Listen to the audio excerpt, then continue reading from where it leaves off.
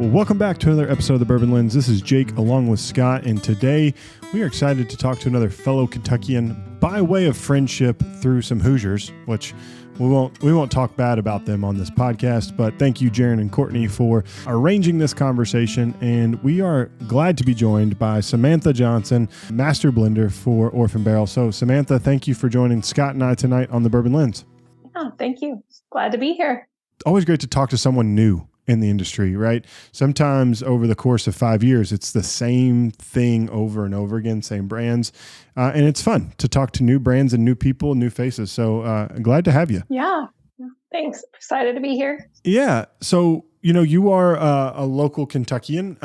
And so, the first question I have just to ask you, like growing up in your journey, did you ever enjoy the brown spirit before you thought about this industry, or did you this kind of like happenstance kind of get here?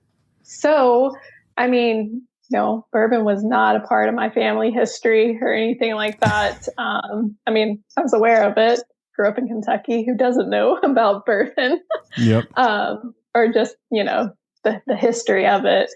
No, I stumbled across the brown spirit in college. And I'm sure some of your minds are like going, oh, at a party, right? No, actually, I was introduced to bourbon by a college professor to do a little research. We were trying to rapid age bourbon,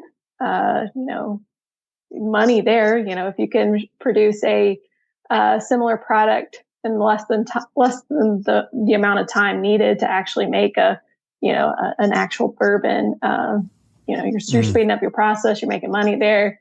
So that was the goal, was to take White Dog, throw some charred barrels in it, level 4 char, and rapid age it. So extreme heat, sonicate it in a hot water bath. Yeah.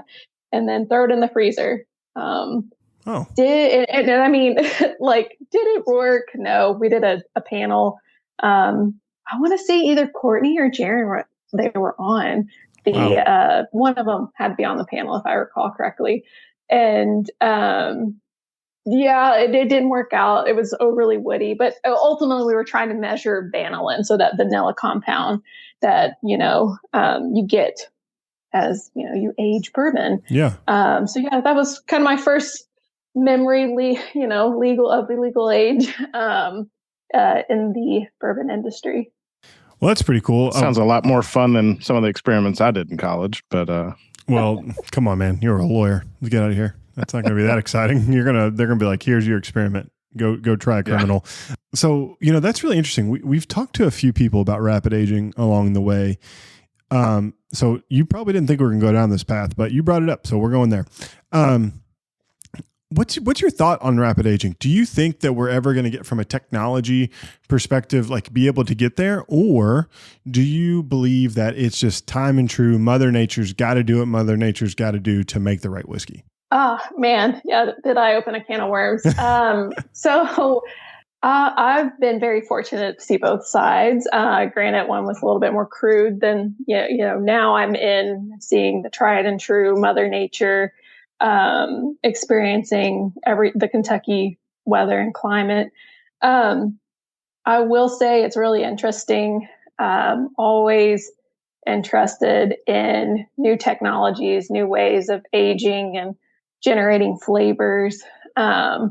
However, I think you can only get that true nice, you can only generate those flavors through just traditional aging. So I would have to say I would be behind and definitely interested to trial it out. But I think your actual like smooth Kentucky bourbon that you're going to get is going to come from actual aging of the project, natural maturation. I love that. I mean, it's kind of one of those things, as more and more science people get into this industry, that's going to be the question, right? Is a 4-year-old curve to get to your whiskey of age, right? Like that takes a lot of time, and we see what inflation does. It takes a lot of money. So this just thought I'd ask, and we've talked to a few people, and so you kind of happenstance into bourbon, like along the way, and whiskey. And so you're a few years into your journey now. What do you think of just whiskey as a category overall? Are you someone that explores not just bourbon, but world whiskey, or what does that look for you, like from your tasting palate profile and growth? Goodness, I would say that I'm heavily influenced by my work. So I do enjoy exploring within the whiskey realm. Definitely like trying bourbons of various ages from various producers, like trying whiskeys of various ages and from various producers, experimenting with them in cocktails. However, I do prefer all my drinks or whiskeys neat. I think that's where you experience the most, in its truest form. Definitely. I would have to say I guess, pretty true to my heritage. Different regions within, North America, too, have, just being a part of Diageo, I have the, opportunity to experience the different whiskeys that are produced across North America, and in some other regions as well. But primarily, I'd say pretty standard there at home. Yeah. No, that's for sure. We've explored the whiskey world ourselves, and it seems like we always end up back in the great state of Kentucky enjoying our favorite pours. So while you can expand your palate, there's no place like home, right? So, today, like we've mentioned, this is new. I admittedly don't know a ton about Orphan Barrel in general. And so, Scott, I'm going to need your help here along the way. I know it's got a cool little bottle. I know it sits at the top shelf. It's premium. I know there's really cool caricature looking things on the bottle. But I don't know much more about that. Scott, before we go to Samantha, what more do you know than I? I mean, outside of what's been, passed around, but the legend was that some of these barrels got lost, and Diageo discovered them and then started producing a product line. And there's been some crazy, like 20 plus year old bourbons. Yeah. So it's very interesting because like some of them have been like, they just get ripped off the shelves. Like they can't stick around because there's been these legend around some of these barrels or bottles. But yeah, I mean, I think it's a super interesting project. It's, when you've got a major whiskey producer that has access to some crazy aged products, I think it's always fun to see different and exciting things. And then obviously the art element to the bottles is always kind of eye catching as well. So I'd have to defer to Samantha for maybe some more context, but that's kind of the limit of my knowledge. Yeah. No, interesting perspectives there. Orphan Barrel Series, we're discovering and sharing rare whiskeys, forgotten and sitting in the back of a rick house, haven't been used what they're originally intended for. They just have had time to just really absorb the history and climate they've been in, whatever they are. For Scarlet Shade, very fortunate to be that rye whiskey experiencing the like hot and cool summers and winters of Kentucky. Nearly forgotten. So that's why, a lot of our Orphan Barrel series releases, they've got some age to them. But they're delicious. We come across them and we get excited, and then we're able to share those with those experiences and with our consumers. So really fun for blenders to come across these rare stocks. You get inspired. There's we're able to be super creative and share stories about the liquid. Those dark, quiet corners of warehouses, that's where good things come if you wait. It's where the magic can happen. I think my first time really encountering Orphan Barrel was back when raffles were a thing, like when you'd go to Liquor Barn or whatever. and Orphan Barrel had put out the 20 through 25-year-old, like in the kit. And I was like, oh, I wonder how much that costs.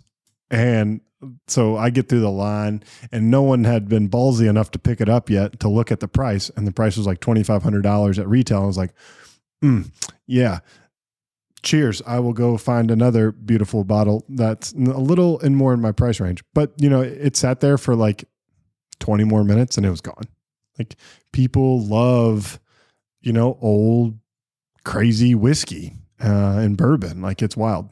Yeah. The ultra aged is just so appealing because all the stories are when bourbon sits in a barrel, it just evaporates. So at what point is there just nothing left? Yep. But that 20 through 25 series, it's pretty wild. Yeah.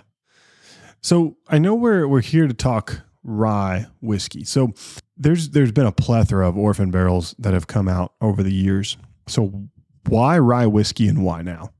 Ooh, why rye whiskey and why now? So I'm very partial to rye whiskeys. I enjoy the flavor. I've blended a few other rye whiskeys in my time as a blender. Something different, something unique. You don't see too many 14-year-old straight rye whiskey sitting on the shelf. So let's stand out. Came across them and these, the stock here, and it's like, oh yeah, I think they're at a good age. We don't want to lose any more liquid to evaporation. So let's share, the history of this rare rye whiskey that we've been sitting on, and make it the next Orphan Barrel release, the first one in the series. Yeah, which is really cool because there's not a ton of aged rye whiskey like you mentioned out in the marketplace. I think High West has done a few, Kentucky Owl has done a few, right? So there's not a ton, right? And they're very limited and very hard to get. And so, what's really unique is this comes in at a proof point that's a little bit less. So at 90 proof. So when you all started to create this Scarlet Shade, did you know that as a blender, I'm always curious, and I think Scott is as well. Like, did you have a proof point in mind, or were you blending to just your flavor profile? Yeah, that's a really good point there. So, I've talked about the creativity of the blenders. It's up to our discretion. And with this, really was looking for something that highlighted the flavors and the uniqueness, that 90 proof. It offers the best experience. It highlights, again, the bold character, and I think just makes those volatile compounds just be more pronounced, more approachable. You don't really get that ethanol burn at some of your higher proofs.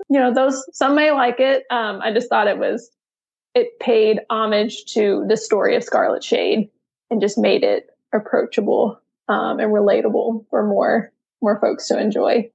Yeah, I love when things are not always a gazillion proof. Scott, what about you, especially during summer?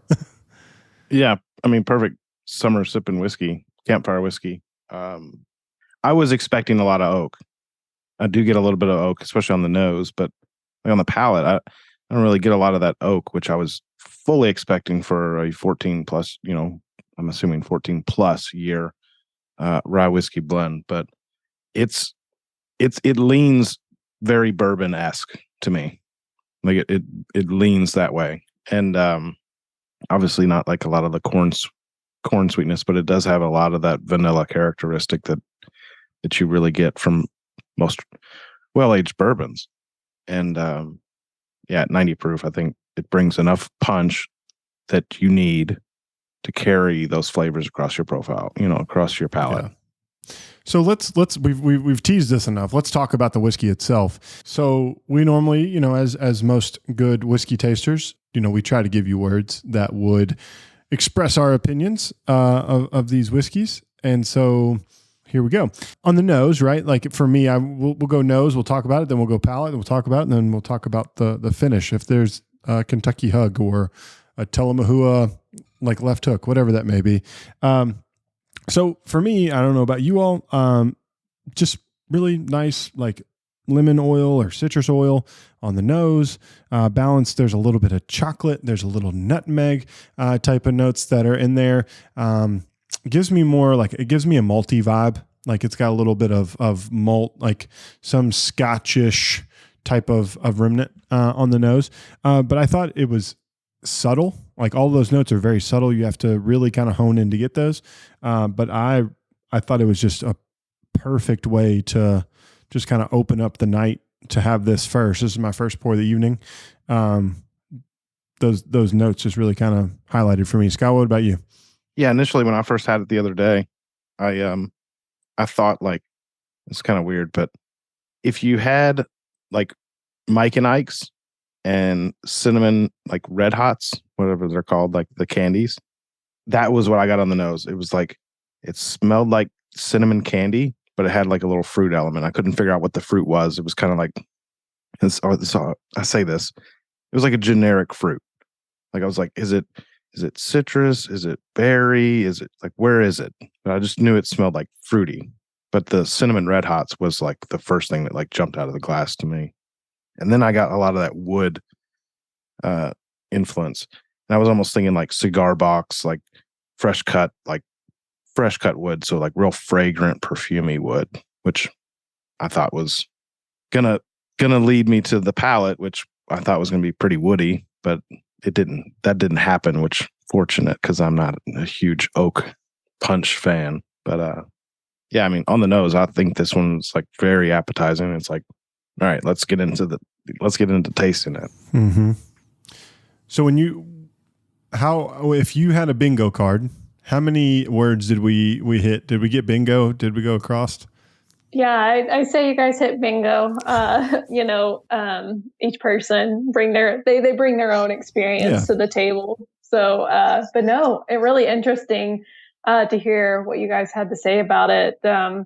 If I may, I usually when I first experience Scarlet Shade, I'm usually hit with an acetone, like richness, boldness that leans into that spicy character. I get floral bouquets that really come out almost herbal. Yeah. Really nice, like rich vanilla, that vanillin. It's been in a barrel for a long time.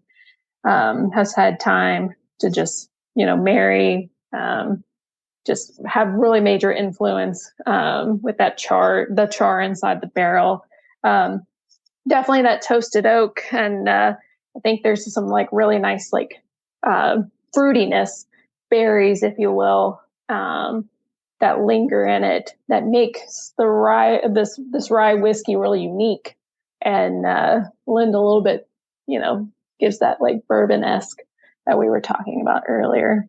Yeah. And is this a traditional like 95.5 mash bill, or is it a blend of multiple mash bills? Yep. Traditional 95.5 mash bill. Which, Scott, I know you're not the most giant fan of 95.5 in the world. Are you getting any of those characteristics that traditionally off-put you, or you think that these barrels have kind of been blended together with the age that's kind of come out for you?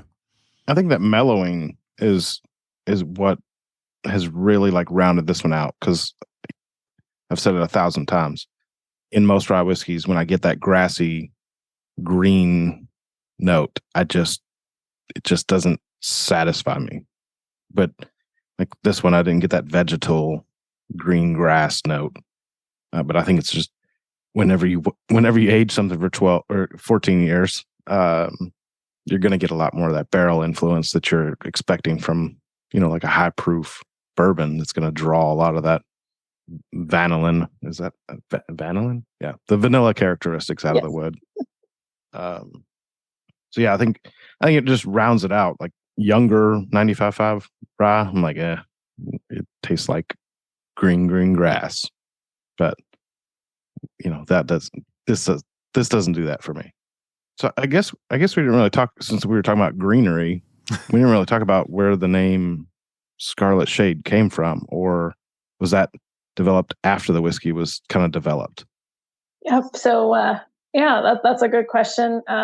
Liquid selected first. We kind of decide what are we interested in? What do we have available? What should we offer? And then the name and the story behind it. That's kind of how it unfolds. So, the cardinal bird on the label, and shout out to our team. That's definitely not something I can ever create. The art there. It's a beautiful bottle. It represents the relationship between Indiana, Kentucky, both being the state bird, and then just kind of pays homage to the liquid. It traveled across state lines to be aged at the historic Stitzelweller location for 14 plus years. Some of the liquid, and then sat there and experienced the Kentucky climate, and then when it was picked by us, we were able to dump it and ship it down to Tullahoma, and bottled for everyone to experience. The Scarlet Shade just pays homage to just the history of the liquid, the long lasting memories. It's kind of that like tattoo design. It's kind of something permanent, something that resonates with you.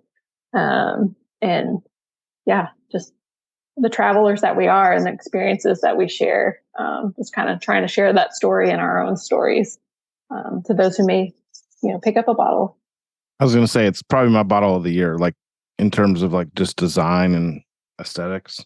Like whenever y'all put out the press release and sent out all those pictures, I was like, hot damn, that bottle looks amazing. But it's just like the green and gold and the red cardinal and just like that tattoo look. I think it's just super cool. I feel like you're leaning into talking about how you're a U of L fan or something right now, and I need to move away from what... I don't follow U of L anything right now. What you are trying to insinuate right now when go Cats. But anywho, this cardinal doesn't have teeth. Yeah, true.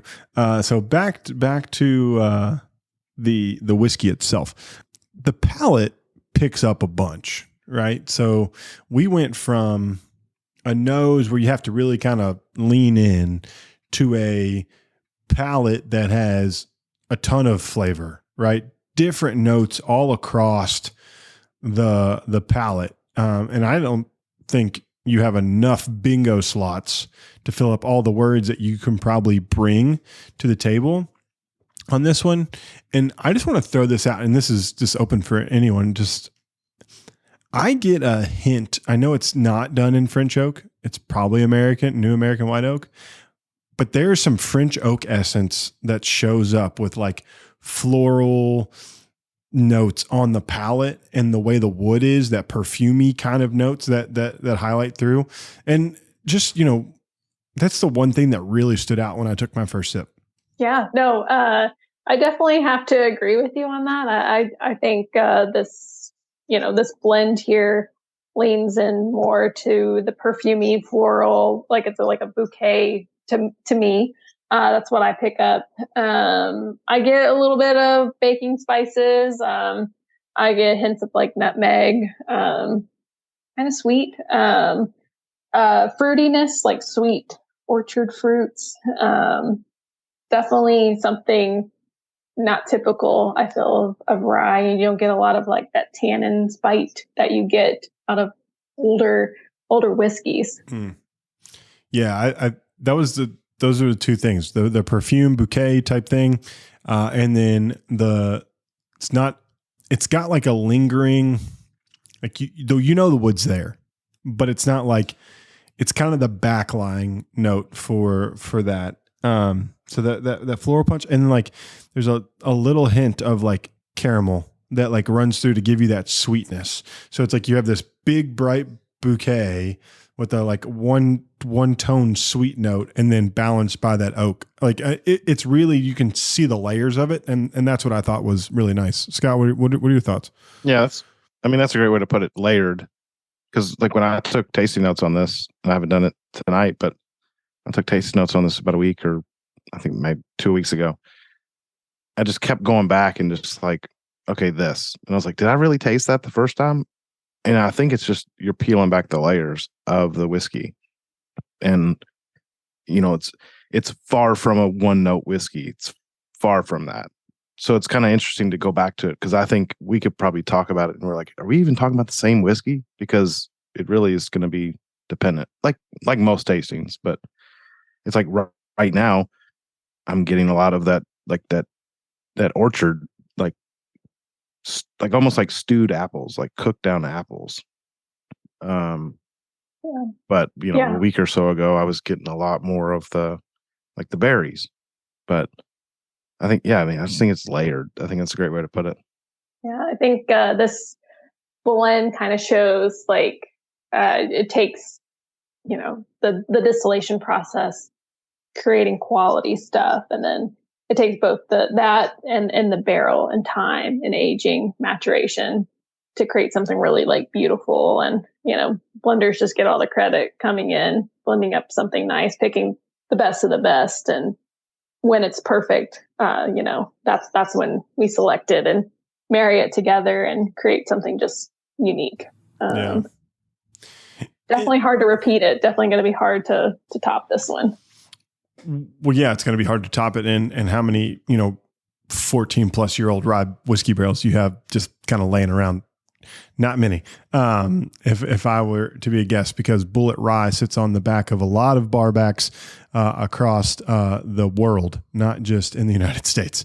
And so, one of the things that, we've kind of interwoven this, which I kind of like, that I think is interesting is your approach to blending. And we asked this to a variety of people. So when you see this blank canvas, you're an artist as well. How do you go about creating your blend? Like, so your stocks obviously, but like, what's your first step? I feel like that's one of the questions we ask all the time. And the answer is so wildly different every time that I'm always intrigued. So what's your like step one when you go to blend Scarlet Shade or whatever next project you might be working on? I tend to pull out everything and just kind of line it up and like, let's take a look and see what we have. So I usually proof it down about 20% ABV to take a look at it, and I just think you get more volatile compounds, and sometimes it can tire the nose. Looking at a lot of samples in a day, and just kind of line it up, group it by type of whiskey, mash bill, you name it, age. And I just like to take notes and just experience each one. Kind of group things together, get inspired by the liquid. What's good? What am I getting excited over? And that's kind of where the creativity comes. And the ideas and the inspiration comes, just having all of those, the different stocks and inventory right at the like tip of my fingers, and just going, and just seeing it all. It gets really exciting. Love to just, dump it all, do it all, give it to, but sometimes, you got to be a little bit patient and select the very best. So it takes time, it takes thought. But that's when, you pull forward what is ready, what you think is good, what's got really good, gets you excited, that spark. And then that's when you just start blending. You play with what's available, the standout characters. What do you want to shine through? That's just the art of it. And, your masterpiece just slowly is developed. And then you send it off, and about a year and a half later, it becomes Scarlet Shade sitting on your on your store shelves. And people just buy it up, and it's exciting. There's a buzz over it, and it's just like, man, the work, the team to go behind and create this like beautiful experience for people to really enjoy. It's just something you just don't throw together. It's a something that takes time, just like the 14 years needed for the whiskey to get ready for Scarlet Shade to make her debut. Yeah, I was going to say it seems like a lot of like, I need to spend time with this whiskey because I really don't want to screw it up. Yeah. It's like a lot of these components are excellent on their own. They probably all needed a little something. That's why they're not going to be single barrels. But it seems like it's like, I want to spend time to get to know these to really, explore them. I mean, because this is not your first experience blending a very well-aged whiskey either, because I read your bio and you had some experience with another square-shaped bottle, IW Harper 15, that you've had experience blending that. And I mean, I can't even imagine dealing with 15-year-old plus Kentucky bourbons. And yeah. Oh yes. Oh man, IW Harper, 15-year-old. That one's near and dear to my heart. Just I love working with that liquid. It's another, not as rare, but it's another one that's can be somewhat hard to find here and there. It's just, I have a very similar approach with that one too, grouping flavors together, just looking for certain flavors and with Harper 15, I look for like that acetone note again. I think that's really unique. It's a lower proof whiskey as well. It has some nice like oaky leatherness to it. There's some like cherry apricot notes that also are in there as well. I think it's approachable, definitely, and something that's just like bold, unique, and definitely if something comes with age. But yeah, there again, even if it's like a brand, I'm able to blend year after year. Very similar approach. I just really like seeing what I have available, what meets the criteria, and just honing it in from there. And plus, I just can look at whiskey all day long, so it's really fun. Especially if they keep dropping like decade plus old whiskey in front of you. That's nothing to complain about. Right.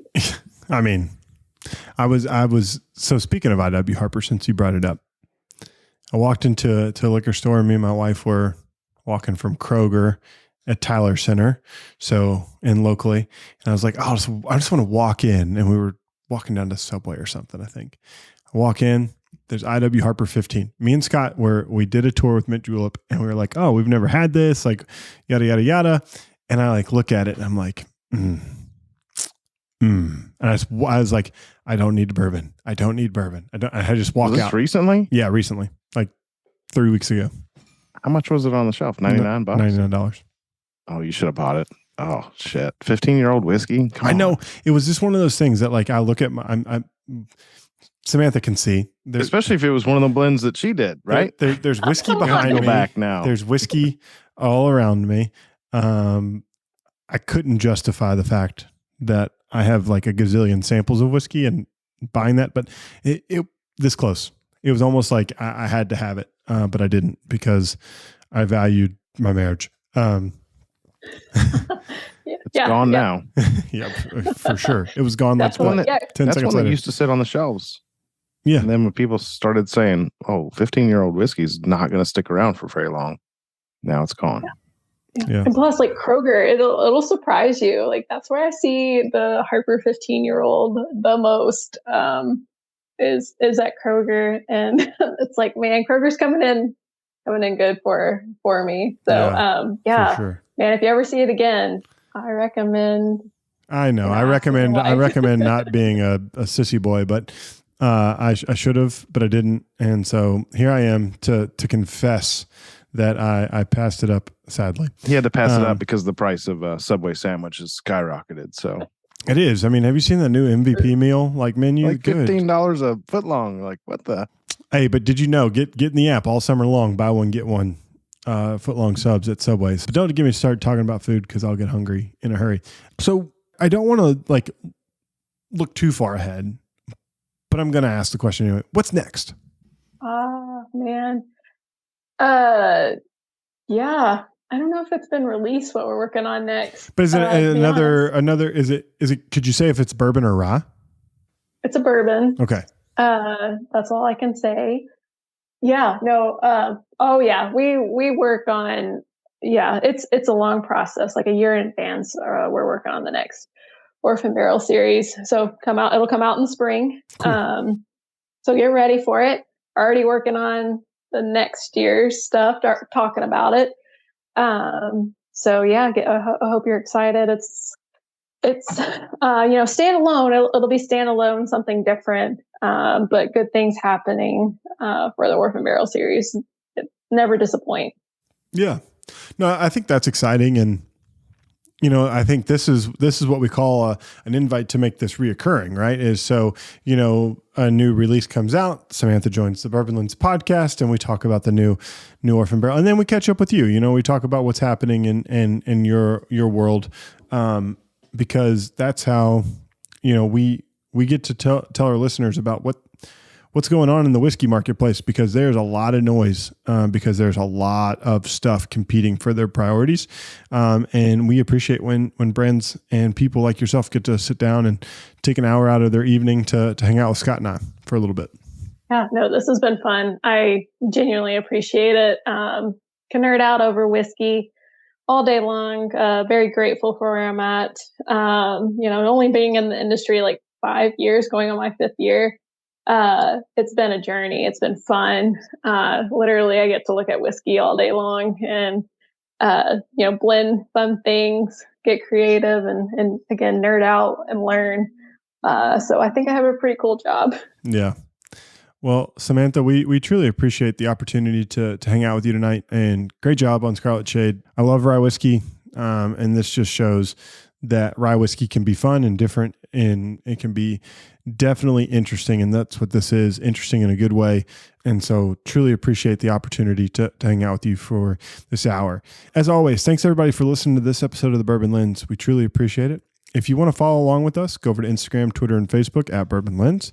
If you want to become a part of our growing community, go over to patreon.com/Bourbon Lens and join our tasting club maybe for $7 a month. We have our next couple set up, so we're excited about hanging out with the team of folks and the brands that join us. And lastly, do us a favor, go over to your favorite podcast listening app, download and subscribe. We truly appreciate it. And until next time, cheers. Cheers. Cheers.